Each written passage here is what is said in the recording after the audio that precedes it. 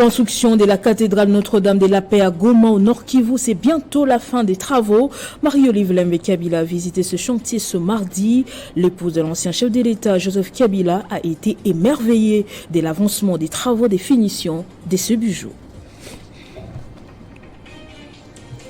Le processus d'enrôlement Maïndombe pourrait connaître des difficultés quant à son déroulement suite à la persistance de l'insécurité dans les territoires des Kwamout causée par le conflit communautaire entre le peuple Teke et Yaka, prévient la population qui était descendue dans la rue.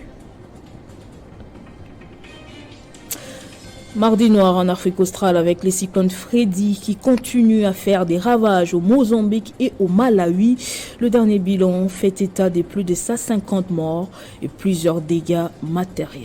Nouveau journal sur Télé 50, bienvenue à tous. À Goma, bientôt la cathédrale Notre-Dame de la Paix va être prête pour les chrétiens catholiques du monde. Actuellement, c'est à l'étape des travaux de finissage. Le plus difficile a été réalisé, c'est la structure métallique de 250 tonnes. Marie-Olive Lembe Kabila a visité ce bijou ce mardi.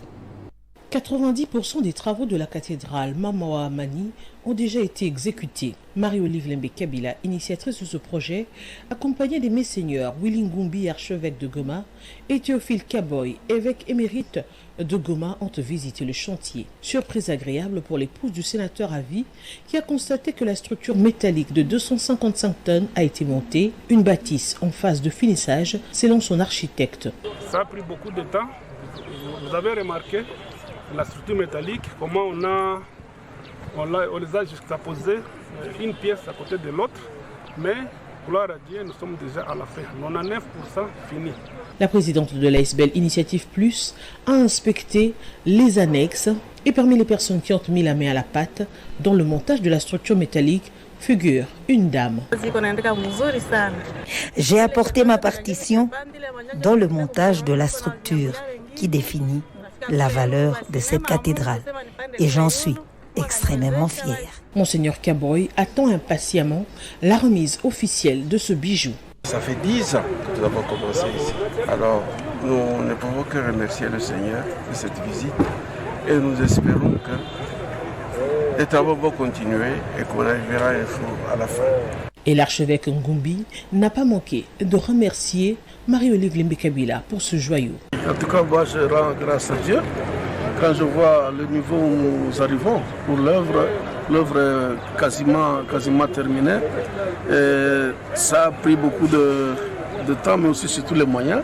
Il fallait mettre les moyens. C'est pourquoi je voudrais vraiment dire merci à maman Olive pour tout l'investissement qu'il a mis dans cette œuvre.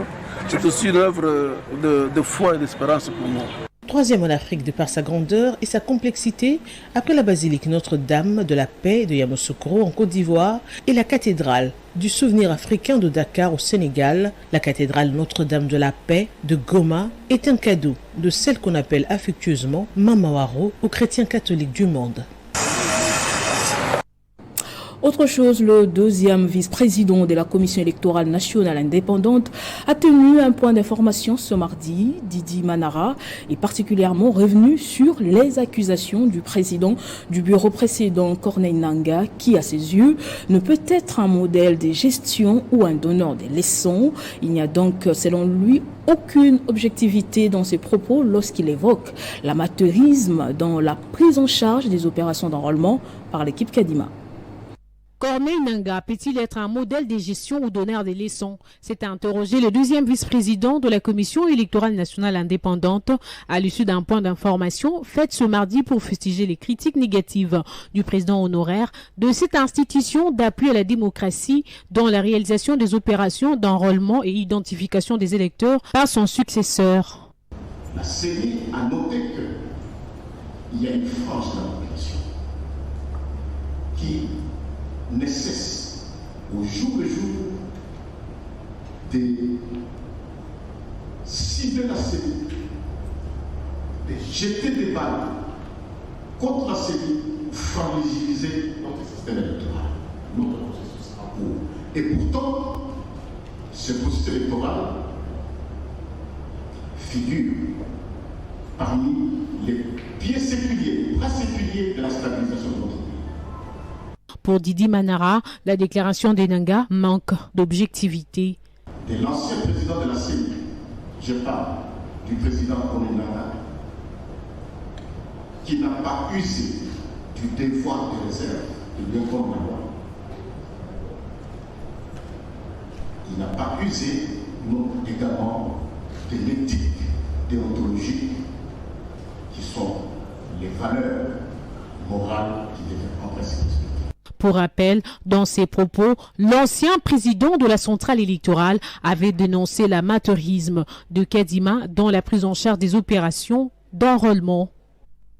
Je le disais au sommaire, persistance de l'insécurité dans les territoires des Kwamout suite au conflit communautaire entre les peuples Teke et Yaka en la province du Maïndombe. La population réunie autour du conseil territorial était dans la rue pour exiger aux autorités compétentes de trouver solution à ces sujets qui coûtent la vie aux paisibles citoyens du jour au lendemain. Faute de quoi, le processus d'enrôlement sera boycotté dans cette province, prévient la population.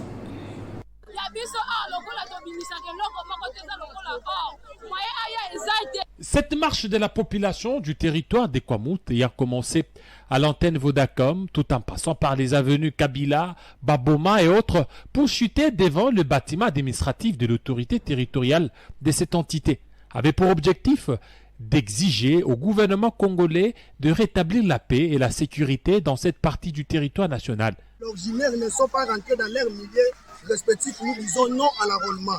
Et nous rappelons le gouvernement congolais comment Kiangu, Nini Congo et Saddam qui étaient cités en Cana devant les capitaines des FARDC, c'est eux les commanditaires de la guerre du territoire de Kwamout. Comme les images l'illustrent bien, les manifestants ont tenu en leurs mains des rameaux et banderoles où on peut lire « Non à l'enrôlement dans les territoires des Kwamout » sans les retours des peuples originaires dans les villages respectifs. Chemin faisant, ces derniers scandent des chants pour contraindre l'État congolais à prendre ses responsabilités, car trop, c'est trop.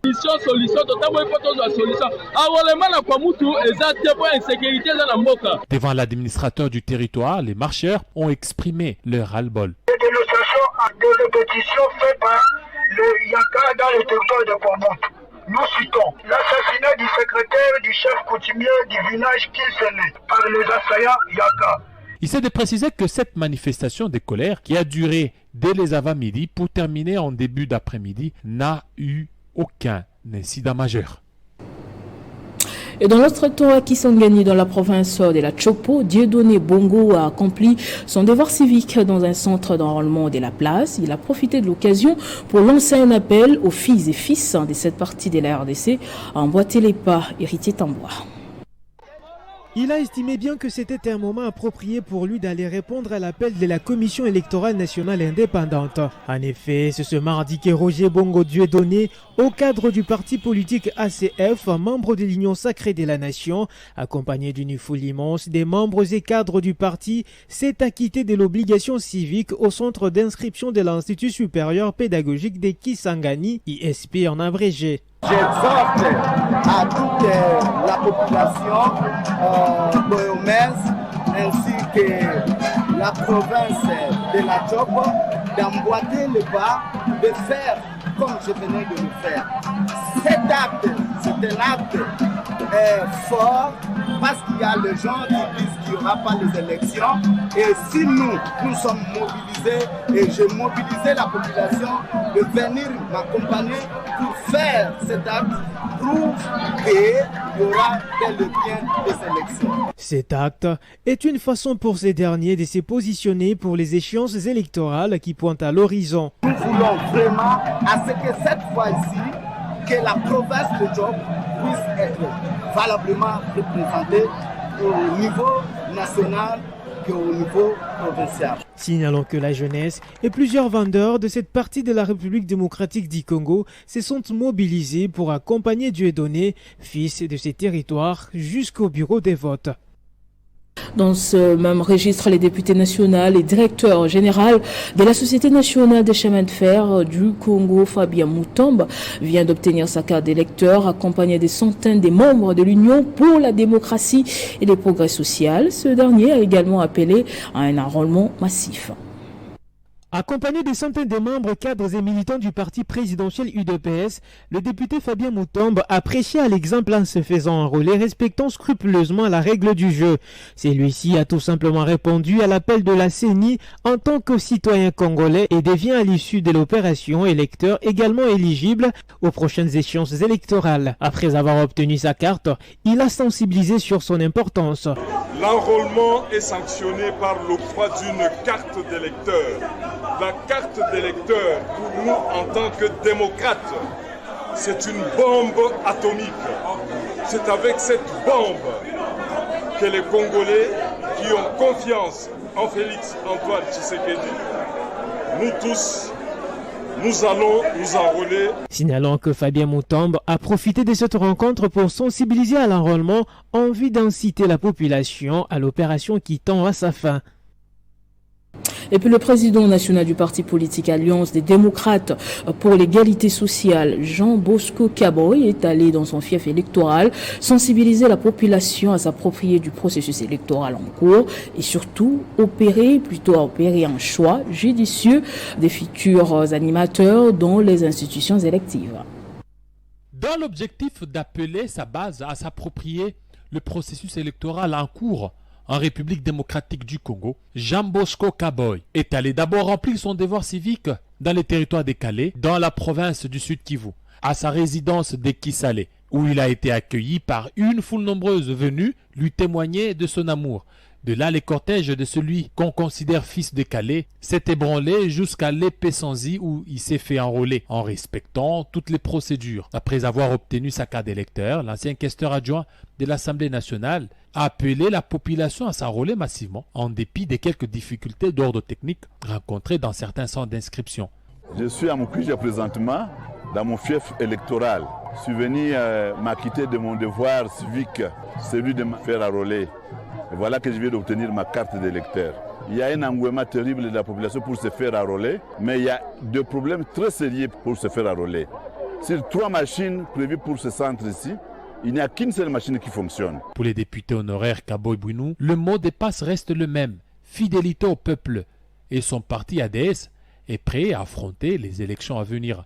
Nous prions Dieu que cette date butoir arrive le plus tôt possible.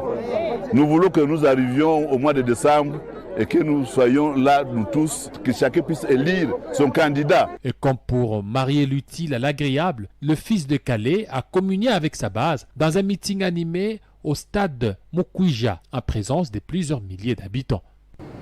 À l'occasion de ce mois de mars dédié à la femme, Aimé Ntsanga a organisé une série d'activités dans les territoires des Sakania dans le Haut-Katanga afin de conscientiser la jeune fille sur le rôle qu'elle doit jouer pour contribuer au développement lors de son passage. L'initiatrice de la fondation Ma Vision pour Sakania a aussi sensibilisé les cadres et militants de l'UDPS sur les échéances électorales à venir. Elle a toujours eu une grande vision pour le développement de Sakania et Ntsanga, initiatrice de la fondation Ma Vision pour Sakania, a organisé une série d'activités dans son fief pour sensibiliser les femmes en ce mois de mars. Sur place, à Sakania, Ntsanga a fait d'une pierre 2 coups en balisant le terrain pour le chef de l'État, Félix Tshisekedi Tshilombo, en prélude des élections qui profilent à l'horizon. Voilà pourquoi elle a demandé aux cadres et militants de l'Union pour la démocratie et les progrès sociaux de se faire enrôler massivement pour donner un 2e mandat à l'actuel chef de l'État. Itatusaidia tuvote président wetu de la République Félix Antoine Tshisekedi Tshilombo. L'initiatrice de la fondation Ma Vision pour Sakania a aussi participé à la marche des femmes organisée par l'administrateur du territoire, vêtu en noir, en signe de deuil, et Ntsanga a manifesté sa solidarité aux compatriotes vivant dans la partie est de la RDC qui traversent des moments très difficiles suite aux exactions rwandaises. Si bama wa Mukongo, bama wa Msakanya, hatuna na furaha. Hatuwezi kufetea hata mara moja kama wa ndugu yetu banamuke Dans la même journée du 8 mars, Aimé Ntsanga a échangé avec la Ligue des femmes de l'UDPS, les femmes de la Fondation Ma Vision pour Sakania et les femmes ménagères du village Lukangaba sur l'autonomisation de l'entrepreneuriat de l'affaire dans le territoire de Sakania qui offre de plus en plus des opportunités d'affaires. Et puis les femmes du parti politique Unité républicaine remercient le chef de l'État pour son discours de soutien économique pour le développement de la femme prononcé le 8 mars dernier. À l'occasion de la célébration de la Journée internationale des droits de la femme, les femmes du parti politique Unité républicaine du Maniema ont organisé une marche des santé où elles ont d'abord félicité et remercié le chef de l'État, Félix Antoine Tshisekedi, pour son discours de soutien économique pour le développement de la femme prononcé le 8 mars dernier.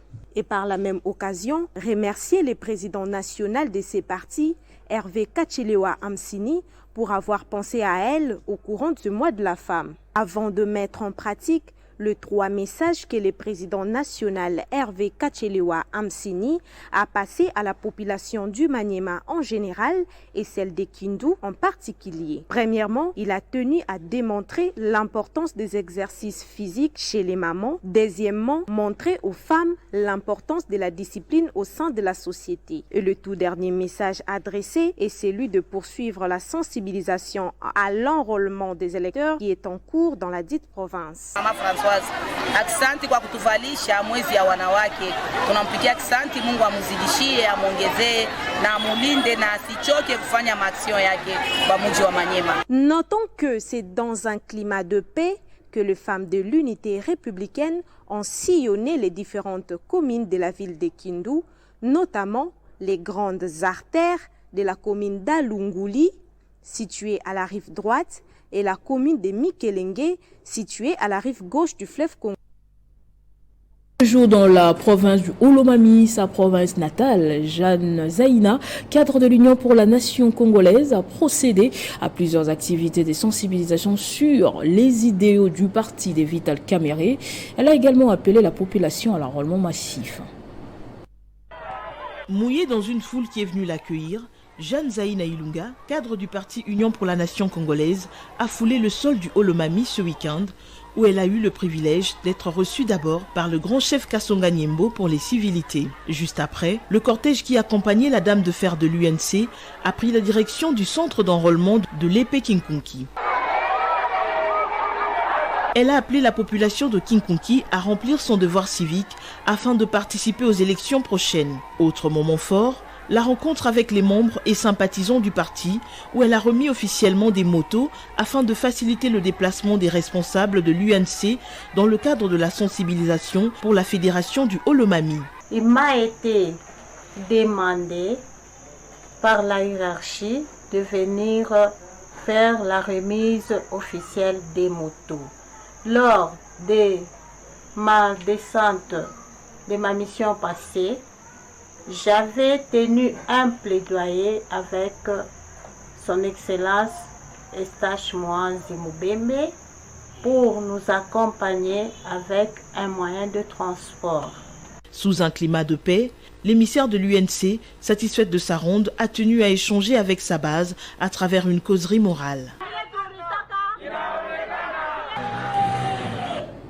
Et dans les vacances parlementaires, les députés nationaux au Baminakou séjournent encore dans son Kwilu natal où il a eu plusieurs rencontres avec ses électeurs d'Idiofa, à Kipuku, précisément à Koshibanda. L'ancien président de l'Assemblée nationale a inauguré la paroisse de la région, paroisse dont il a financé les travaux. Nous sommes à Kipuku, dans le territoire d'Idiofa. Malgré leur avancée, les habitants ont été nombreux à accueillir leur leader, l'ancien président de l'Assemblée nationale, Aubin Minakoum. Pour le premier contact, un seul message, la démocratie, la tolérance et le développement. Il ne faut pas que nous soyons peints. Les noms, tel parti, tu es démocratie, tu es Koulonga Mbi. C'est en pleine brousse de Kipuku que l'homme a son domicile. Au lendemain de sa visite, le député national s'est rendu à la mission catholique de Kochibanda, dans le secteur de Madimi.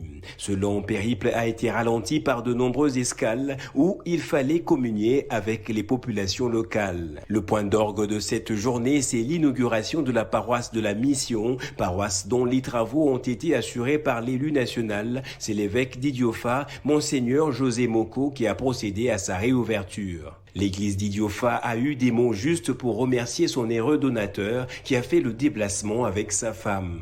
Je remercie, je félicite l'honorable Aubin, qu'il puisse continuer ainsi. Même réaction aussi du côté des fidèles qui désormais pourront prier à l'abri de différentes intempéries. C'est en 2020, lors de ses vacances parlementaires, que le député national avait résolu de réhabiliter la paroisse de sa région au bénéfice de tous les catholiques.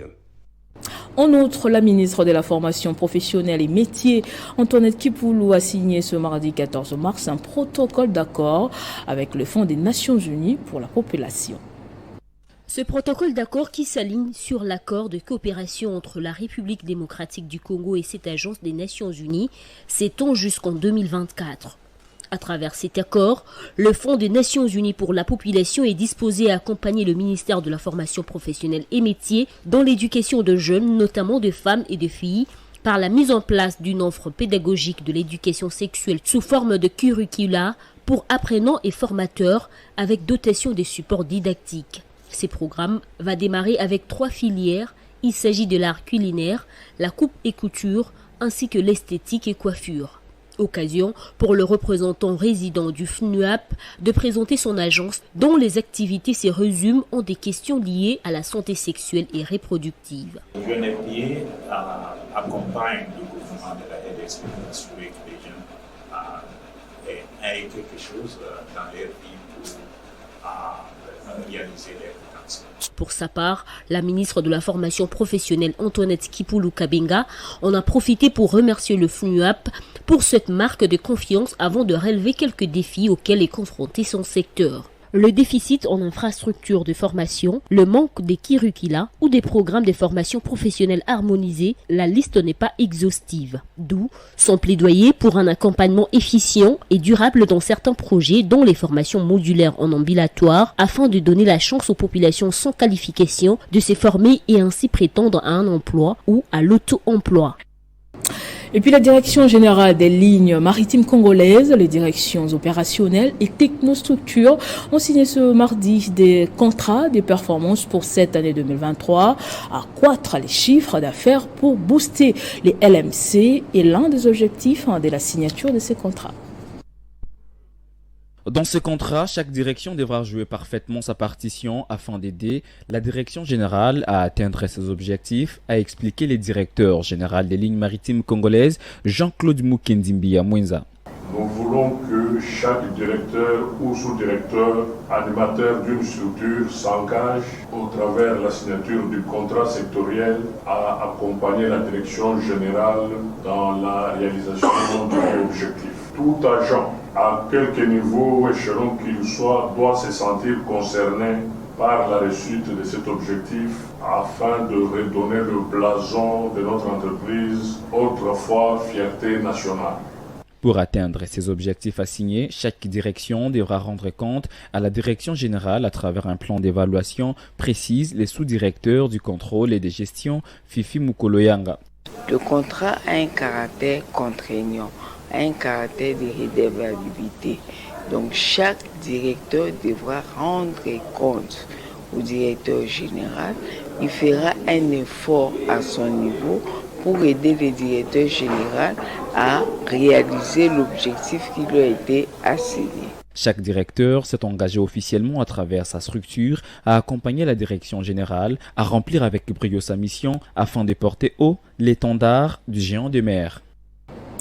Et puis en dehors de nos frontières, le cyclone Freddy de retour en Afrique australe depuis le week-end dernier. Des pluies torrentielles et des coulées de boue ont fait plusieurs morts et des blessés sont enregistrés au Mozambique.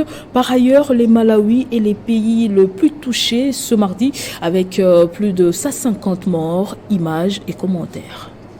Des milliers de personnes déplacées, des maisons détruites et des infrastructures vitales endommagées, la situation reste critique en Afrique australe, 4 jours après le retour du cyclone Freddy. Au Malawi et au Mozambique, au moins 200 personnes sont mortes et beaucoup d'autres sont portées disparues. Des secouristes recherchent des survivants avec des moyens dérisoires, des pelles ou à main nue. Et les pluies diluviennes qui continuent à s'abattre sur les Malawi ne leur facilitent pas la tâche.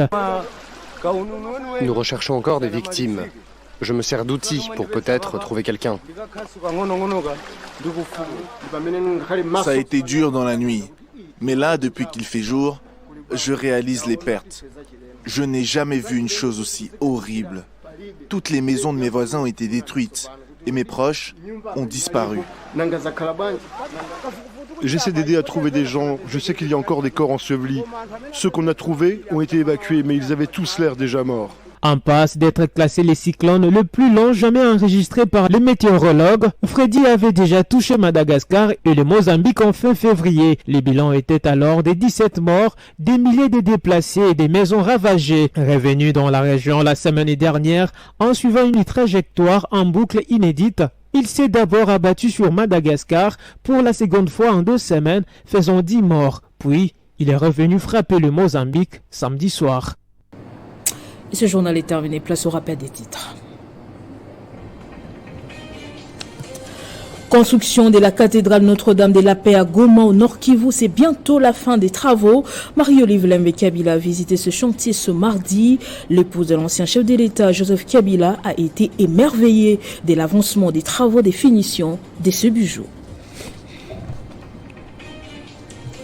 Le processus d'enrôlement Maïndombe pourrait connaître des difficultés quant à son déroulement suite à la persistance de l'insécurité dans les territoires des Kwamout causée par le conflit communautaire entre le peuple Teke et Yaka, prévient la population qui était descendue dans la rue. Mardi noir en Afrique australe avec les cyclones Freddy qui continuent à faire des ravages au Mozambique et au Malawi. Le dernier bilan fait état de plus de 150 morts et plusieurs dégâts matériels. Merci de nous avoir suivis. Des partout l'information reste en continu à temps réel sur votre télévision.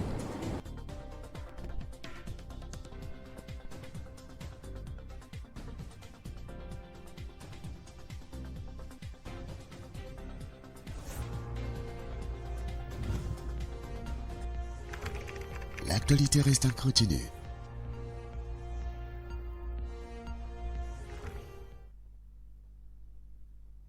Communiqué nécrologique à toute la communauté du Grand Bandundu, province du Kwilu, territoire du Diofa, aux amis et connaissances, les familles Masela, Kokela, Moudissi, Mumboul, Kindele et autres ont la profonde douleur de rappeler les décès de l'honorable député et sénateur honoraire Masela Kangalie Makaungu Pascal depuis le 4 mars 2023 à Kinshasa.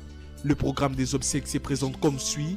Vendredi 17 mars 2023 à 19h, veillée mortuaire chez Maïcha Park, place Royale, boulevard du 30 juin, en face de l'immeuble intelligent à Kinshasa Gombe.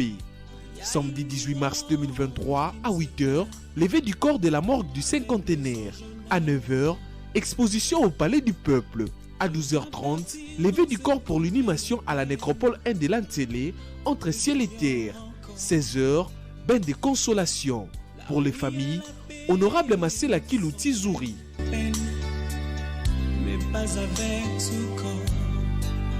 Communiqué nécrologique.